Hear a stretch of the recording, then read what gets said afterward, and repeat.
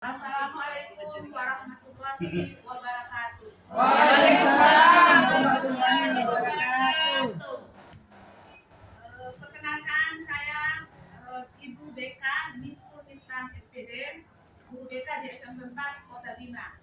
Pada pertemuan ini saya akan sedikit berbagi lebih baik hasil dari BIMTEK saya di Mataram dengan topik 7 jurus BK hebat. Salah satunya yang saya bahas hari ini adalah jurus kedua, yaitu kelola emosi. Untuk lebih semangatnya, semangat pagi. Pagi luar biasa. Tetap semangat. Kurang kompak sekali lagi. Semangat pagi. Pagi luar biasa. Terima kasih.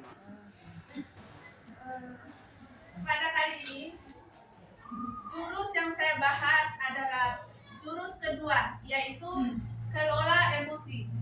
Konsep tujuannya yaitu guru BK dan guru non BK terampil menerapkan bimbingan langsung di kelas untuk membantu murid mengelola emosi dan stres akademik. Konsep kunci yang akan dipahami, konsep sel dan 5 kompetensi sel. Yang kedua, MNC, 2 dalam pembelajaran sel, 3 kolaborasi guru dengan guru BK dalam pengembangan kompetensi sel di sekolah.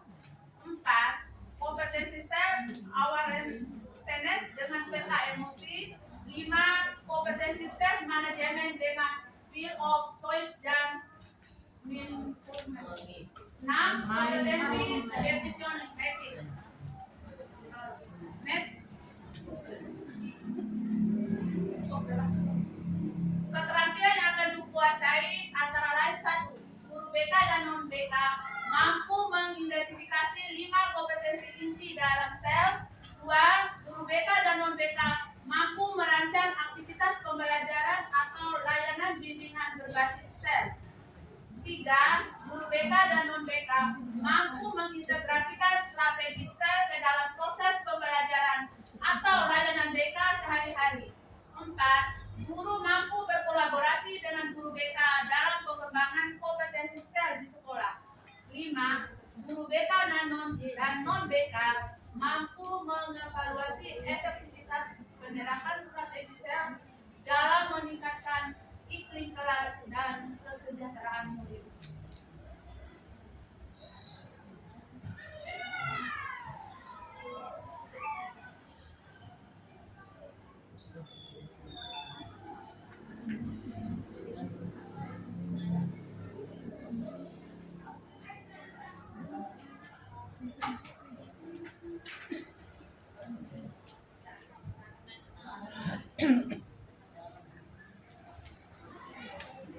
Ya, kita masuk pada kelola emosi.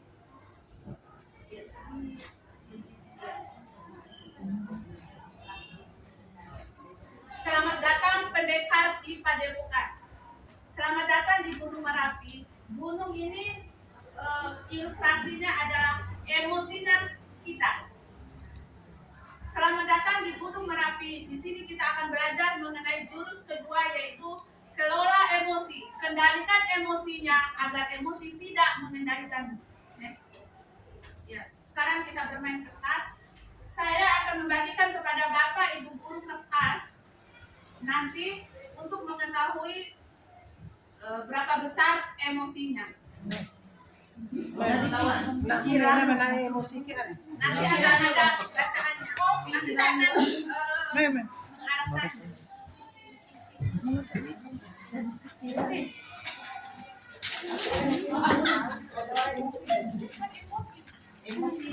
Emosi jiwa ke mai arah tahu di gambar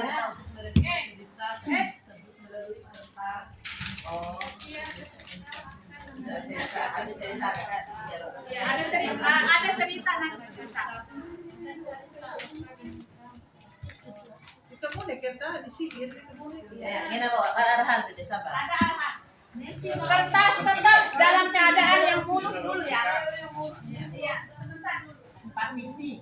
Ada nanti saya minta tolong ada beberapa yang saya tunjuk untuk membaca untuk ekspresinya, intonasinya, ada bacaannya. Jika merasa senang, dapat kapsal. Iya. Saya baca dulu nomor 1. Ini saya petunjuknya. Ketika emosinya senang, kertasnya diusap.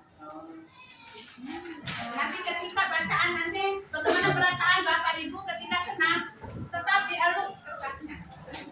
Apabila suasana hatinya kesal, bingung, marah, sedih, panik, dikucek kertasnya.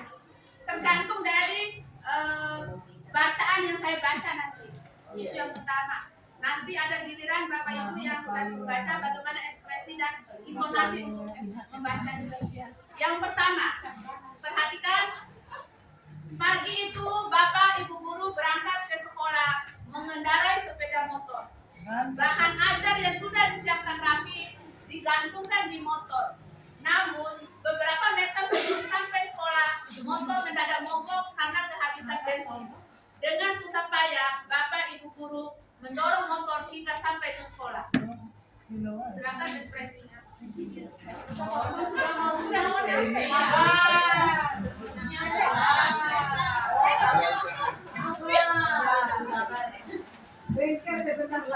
kedua, mungkin ada yang bisa membaca dengan ekspresi dan intonasi yang semangat. Ibu Isti ya? Iya. Apa yang nomor 2 ya? Nomor 2. Sampailah Bapak Ibu di kelas, hampir semua murid datang tepat waktu. Namun belum sempat suasana stabil, Andri masuk terlambat. Ia hanya menunduk sambil berkata, "Maaf Bu, Pak, saya telat." Ya, di mana kertasnya? Ekspresinya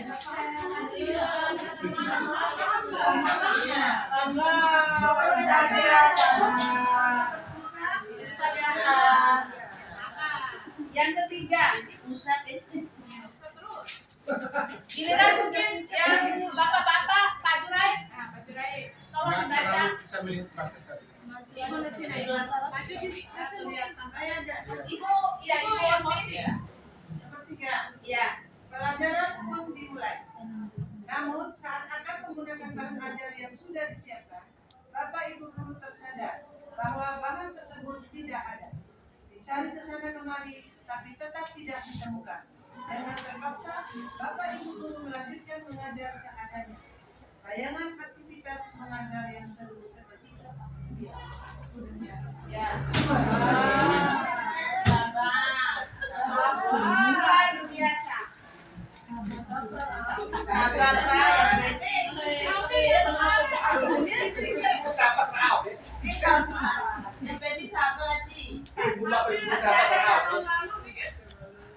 Yang keempat, Ibu Nurjana. Di tengah pelajaran, saat Bapak Ibu mengajar, Andi terlihat tidak memberikan perhatian. Dia menunduk di bangkunya. Saat didekati, ternyata Andi sedang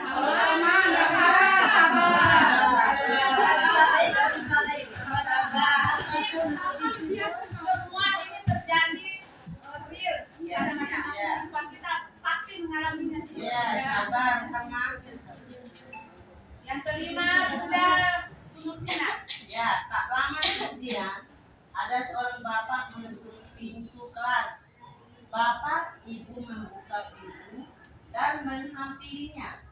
Bapak itu berkata, "Maaf, saya pamannya Andi. Sebetulnya Andi sudah 3 hari di rumah sakit karena menunggu ayahnya yang sedang sakit. Meskipun kurang tidur, tapi Andi memaksa selalu ingin sekolah karena tidak mau ketinggalan pelajaran. Sekarang saya ingin mau jemput Andi karena ayahnya masuk ICU." Pertanyaan tadi hubungannya dengan yang nomor nanti tadi yang tadi. Ini ada kelanjutannya kan bacaannya yang ada hubungannya dengan yang nomor 2 awal. senang baru dielus, kalau ekspresinya yang lain kucek. Jadi yang masih ada yang nomor 6. sedih, kalau kecewa Ibu marah. Maja, tolong bisa dilanjutkan. Paman Andi juga mengeluarkan sebuah bungkusan dari tasnya.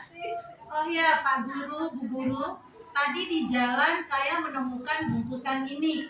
Saya tadi cek isinya buku dan ada nama sekolah ini. Jadi saya bawa. Siapa tahu Ibu Guru bisa mengembalikan kepada pemiliknya. Bu Guru melihatnya dan ternyata itu adalah bahan ajarnya yang tadi dia cari-cari. Andi dan pamannya pun berpamitan. Ya, tadi ada kaitannya dengan peristiwa yang sebelumnya. Ya. Terus yang ketujuh, Bapak Ibu kembali ke kelas dengan bahan ajar yang kembali di tangan. Bapak Ibu guru melanjutkan pelajaran dengan semangat, menggunakan bahan yang telah disiapkan. Pelajaran pun berjalan dengan penuh kegembiraan. Dari tolong kertas yang saya bagikan diangkat semua. Sabar, Yang paling yang mulus tadi Buena yang belum Masa nanti pada emosi aja. ada yang bisa.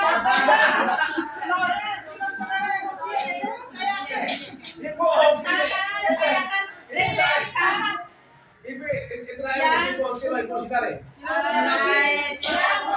Ibu isi dulu, karena saya lihat kertasnya dengan cat khusus. Mungkin saya bisa minta alasannya untuk refleksi ke depannya. Kenapa kertasnya ini dalam keadaan pucat?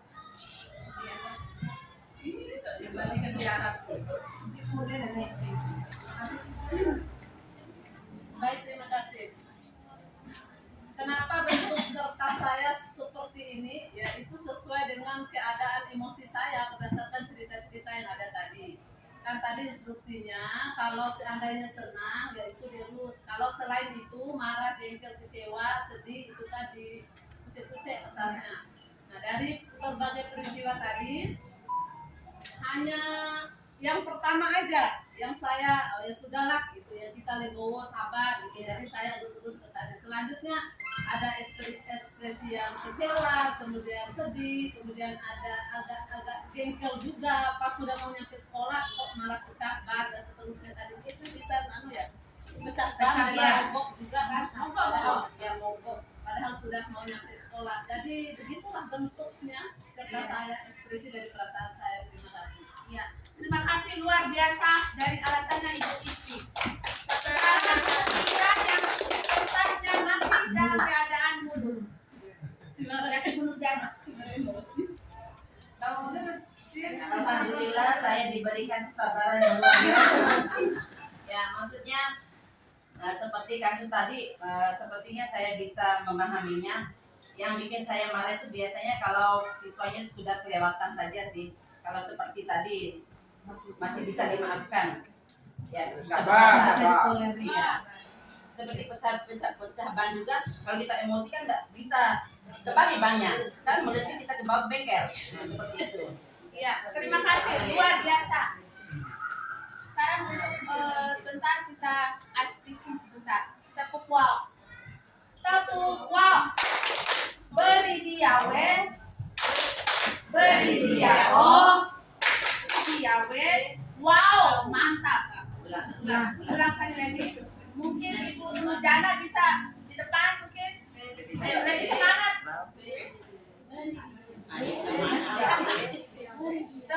Tepuk. Beri dia we. Tepuk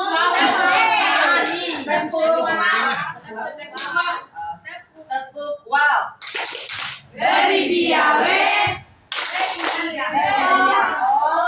Beri dia we. Wow, mantap. Bapak, Ibu guru, sekilas itu menggambarkan situasi emosi kita. Hampir mungkin setiap hari kita tetap akan merasakan seperti peristiwa yang terjadi. Tapi bagaimana cara kita mengendalikan emosi? Kertas yang tadi ibaratkanlah pada murid kita yang dalam keadaan takut, dalam keadaan marah, dalam keadaan bingung. Bagaimana kita bisa memaknai peristiwa seperti itu? Mungkin ada di dalam kelas anak yang membuat kita jengkel, kembali lagi pada emosi kita. Ibaratkan sebuah kepal tangan ini adalah otak kita. Kepal ibarat otak itu yang saya kayak sekepat tangan ini. Ketika emosi kita, ketika kita sabar, tangan kita akan kepal seperti ini. Tidak keluar dinosaurus. Kita identik dinosaurus itu adalah emosi kita yang meluap-luap, yang meledak. Ada peristiwa ketika guru terkadang cocok dengan siswanya, siswa dengan siswa, dinosaurus ketemu versus dinosaurus. Ada juga bahkan bukan di sekolah kita, tetapi ada peristiwa guru dengan guru yang lain, karena tidak ada jalin koneksi, tidak ada kolaborasi antara guru yang satu dengan guru yang lain.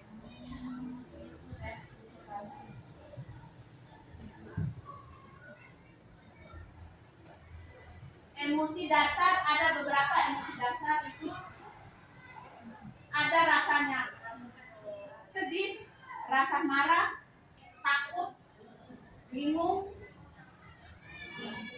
ada rasa bahagia. Ketika ada rasa bahagia, berarti emosi kita tergantung penuh pada peristiwa atau situasi. Bagaimana menurutnya? Peristiwa kita akan terjadi ketika kita menghadapi masalah dan situasi yang berbeda. Tergantung dari peristiwa itu kan. Seperti peristiwa pelajaran bacaan tadi. Ada berbagai peristiwa. Dari peristiwa itu akan timbul emosi. Tergantung dari bagaimana Bapak Ibu bisa mengendalikan emosi kita sebelum emosi yang mengendalikan kita. Mungkin paham Bapak Ibu guru? Ya, terima kasih. Ini otak kita ini neokortex ini adalah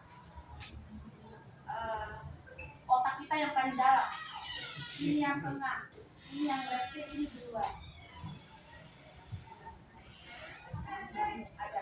Sebenarnya ini ada videonya, cuma karena ini ada videonya.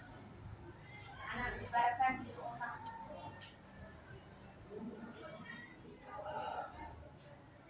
Salah satu juga trik ketika kita emosi,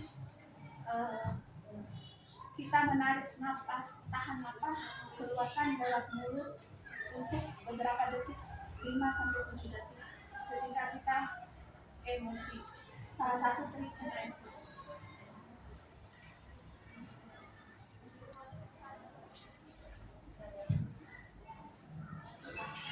Ini adalah sosial emosi learning. Ya. Sosial emosi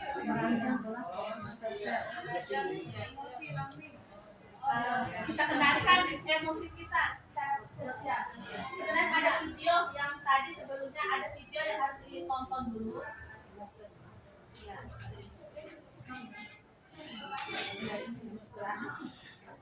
Mungkin untuk pertemuan kita hari ini cukup sekian. Terima kasih atas partisipasi Bapak, Ibu guru, teman-teman semua, atas kerjasamanya, atas waktunya. Saya ucapkan terima kasih. Assalamualaikum warahmatullahi wabarakatuh. Waalaikumsalam.